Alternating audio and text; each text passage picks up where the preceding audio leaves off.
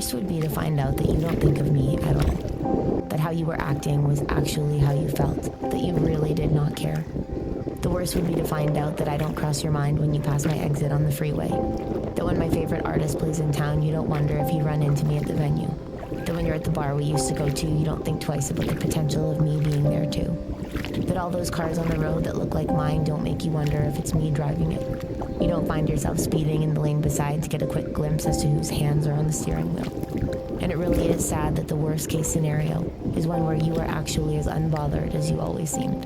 That you were being honest with me the whole time when you showed me how indifferent you were. The worst would be to find out that you were telling the truth about not caring, while I lied about feeling the same.